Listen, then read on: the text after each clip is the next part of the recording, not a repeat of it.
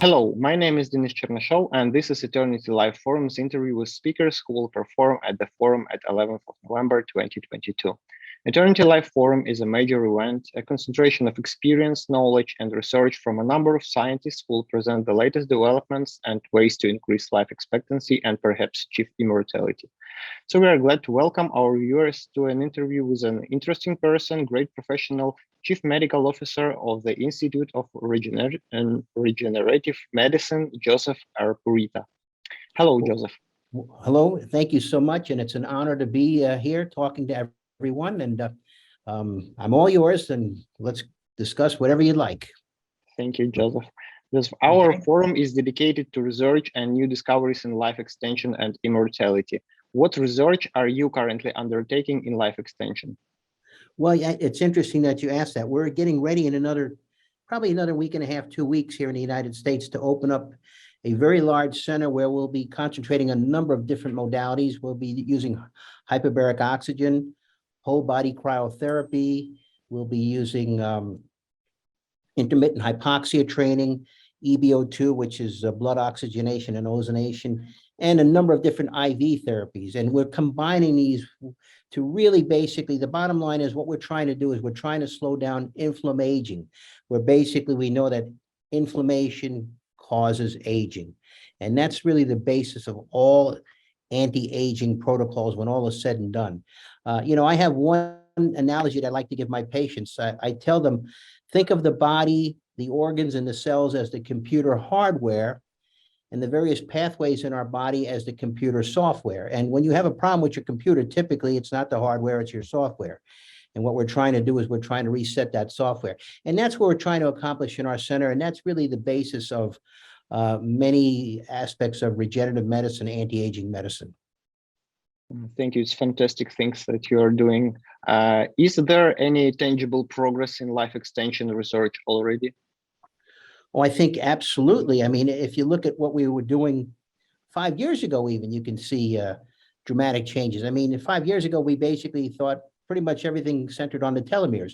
Now we know that telomeres are important, but it's not maybe as important as we thought. I think we're seeing that it's a multifaceted program. Diet, for instance, I think you're seeing a lot more emphasis now on intermittent fasting because basically that's important. But I think when all's said and done, we have a big funnel and we see the funnel coming down. When all is said and done, I think most of your aging problems and conditions are coming down to being basically aging and dysfunction of the mitochondria. We look across the board, neurodegenerative diseases, it's basically mitochondrial dysfunction. Aging mitochondrial dysfunction. Mitochondria make ATP, which is the body's energy currency.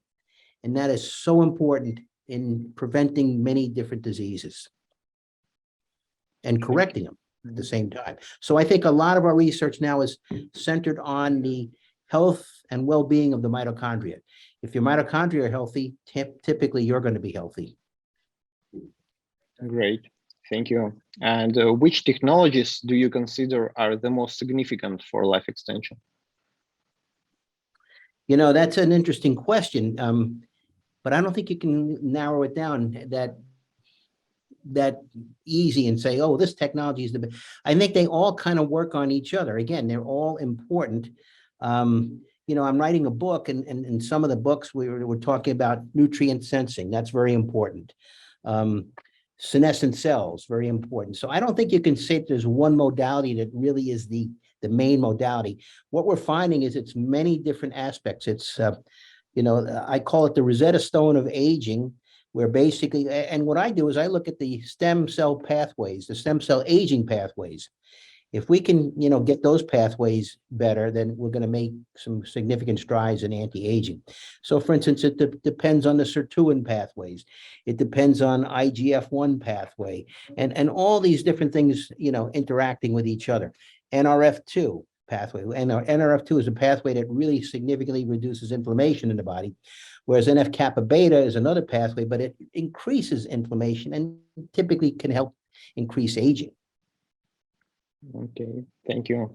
Joseph, do you believe that science and medicine are capable of achieving immortality for humans in the future? I'm not sure we can achieve immortality, but I think we can certainly achieve a much longer lifespan. And it's not just a lifespan. There's a term that we like to use. It's called the health span. I mean, it's one thing if somebody can live to 100, 110 years old, but they're in a wheelchair, they're feeble and not knowing what's going on. But if they're living to 110 years old and they're out playing tennis and really enjoying life in the world, that's important. And that's what I think we have to realize. We're going to increase our ages, yes, but we have to increase our health span. In other words, we want to make it so we grow old, but we still stay healthy. We can't really stop aging completely. I don't think we can become immortal, but I think we can really do some significant things on increasing our health span. Okay, thank you very much. And so which technologies do you think will support this extended life most of all? Well, again, I think it's a lot of different technologies. Each has importance to it. Again, we have to look at senescent cells. These are cells. Hello, are you there? Yeah, I'm here. Okay, somehow or other I lost you. Can you see me? Yes, I see you. Everything's Okay, fine. well, that's fine then. All right, so anyway, so basically senescent cells, that's an important thing. That's one thing that we're looking into. Let's see if I can kind of find you again here. Yeah, there we go. Okay. Other things, again, nutrient sensing pathways. So these are all, there's, again, not one technology. Hyperbaric oxygen is important. Hypoxia therapy is important. Whole body cryotherapy, things like that. They all have different things that they do. And it's a menu, and you sometimes have to tailor it to the patient. Some patients may need more of one approach than another.